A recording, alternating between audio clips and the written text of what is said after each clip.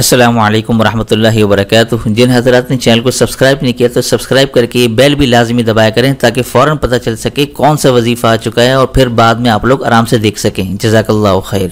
बिस्मिल्लाहिर्रहमानिर्रहीम नहमदुहु व नुसल्ली व नुसल्लिमु अला रसूलिहिल करीम अम्मा बाद। मेरे दोस्तों, बुजुर्गों, बहनों, भाइयों, अस्सलामु अलैकुम व रहमतुल्लाहि व बरकातुहू। उम्मीद करता हूँ आप तमाम लोग अल्लाह की रहमत और फजल से जहाँ भी होंगे, जिस हाल में होंगे, खैर आफियत से होंगे। आप सब जैसा कि जानते हैं कि अक्सर लोग जवानी में ही शुगर के मरीज़ बनते जा रहे हैं और शुगर जैसा मर्ज अगर लग जाए तो मौत तक ये पीछा नहीं छोड़ता। मेरी कुछ दिन पहले एक मौलाना साहब से मुलाकात हुई, वो भी अल्हम्दुलिल्लाह माशाल्लाह से बहुत ही ज़बरदस्त रूहानी इलाज करते हैं।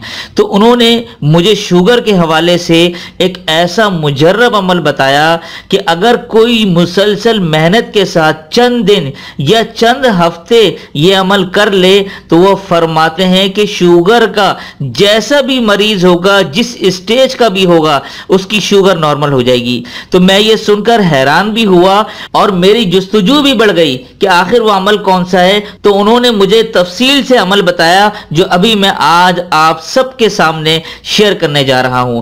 तो ये अमल जरा मुलाहिजा कीजिए। इंशाअल्लाह सुम्मा इंशाअल्लाह ये जितने भी एक शुगर के मरीज हैं ना, चाहे जिस स्टेज के भी हैं, अगर आप दवाइयां ले रहे हैं, इंसुलिन ले रहे हैं, लेते रहें, लेकिन साथ साथ ये अमल कीजिएगा। इंशाअल्लाह आप 1 महीने बाद रिजल्ट अपना निकलवा के चेकअप करा के देख लीजिएगा। इंशाअल्लाह आप मायूस नहीं होंगे। तो सबसे पहला आपने करना यह है कि ये जो अमल आपको बताऊंगा, ये अमल उस वक्त करें कि जब आप बिल्कुल फ्री हो और कोई आसपास आपको डिस्टर्ब करने वाला ना हो।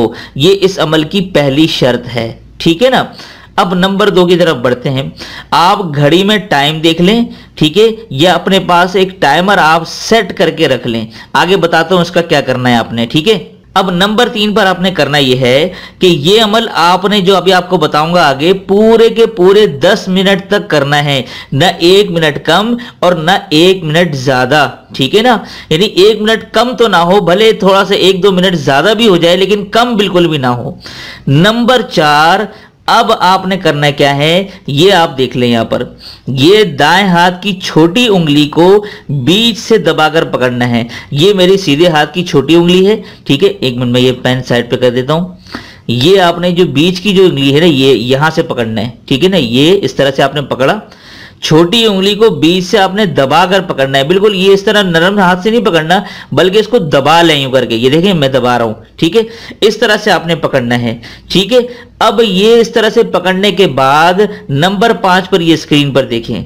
अब शुरू करने से पहले एक बार आपने दुरूद इब्राहिमी पढ़ना है, जो नमाज में हम दुरूद शरीफ पढ़ते हैं, ठीक है ना। और नंबर 6 पर आपके सामने यह रहा कि फिर आपने तीसरा कलमा, यानी आपने उंगली को ये देखें इस तरह से पकड़ा हुआ है।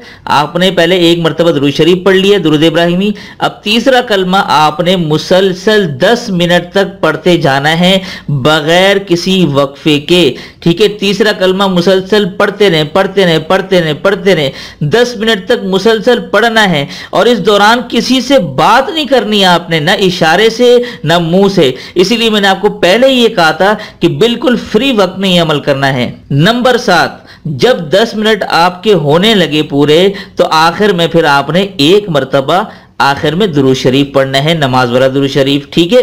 तो बस ये अमल जो मैंने आपको बताया है 7 स्टेप्स के अंदर, ये मुसलसल करते जाना है। जब 1 महीना गुजर जाए तो आप चेकअप करवा लें बतौर एहतियात, ठीक है। लेकिन आपने इस अमल को छोड़ना नहीं है जब तक आपकी शुगर नॉर्मल ना हो जाए। लेकिन इंशाअल्लाह ये 1 महीना मुसलसल करने के बाद जब आप चेकअप कराएंगे तो इंशाअल्लाह इसका रिजल्ट जरूर बजरूर मुस्बत आएगा, ठीक है। चंद हफ्तों बाद वक्तन फवक्तन आप चेकअप जरूर करवाते रहें तो इंशाअल्लाह सुम्मा इंशाअल्लाह मुझे अल्लाह की जात पर पूरा यकीन है कि शुगर अल्लाह के हुक्म से पूरी की पूरी यकीनन खत्म हो जाएगी।